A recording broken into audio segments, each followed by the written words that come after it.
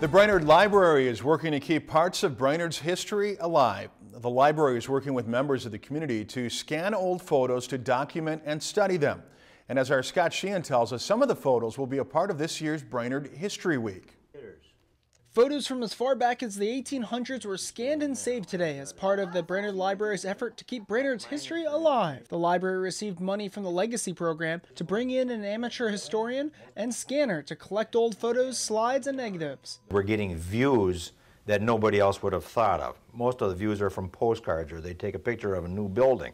The views we're getting are people hunting down around Boom Lake. They take a picture through the window, so we got a view from 1935 and 42 and how it's changed. And those are things that professional photographers were not taking photos like that, but now we're getting those. Photos are coming in of old buildings that don't exist anymore, like the Ransford Hotel and grocery stores. There are pictures of Brainerd showing old cars and the days of horse and buggies, and all of them showing a different view of what Brainerd used to be. It's fun. It's sad. Some of them don't exist, like the Brainerd Theater, Paramount Theater, those kind of places. My dad was part of the history of Brainerd. He worked for the Brainerd Sign Company. My mother worked at the Broadway Cafe during the war, and I had some pictures of her. Old photos that have been a part of a previous project have ended up in books, like the Brainerd History Walk. And photos in this project will have a similar fate and also be studied by local historians.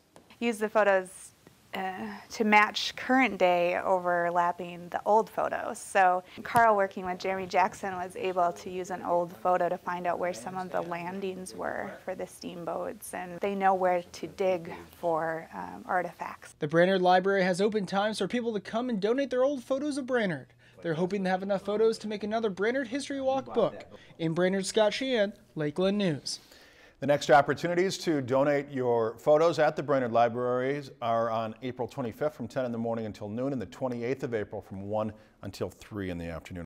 If you've enjoyed this segment of Lakeland News, please consider making a tax-deductible contribution to Lakeland Public Television.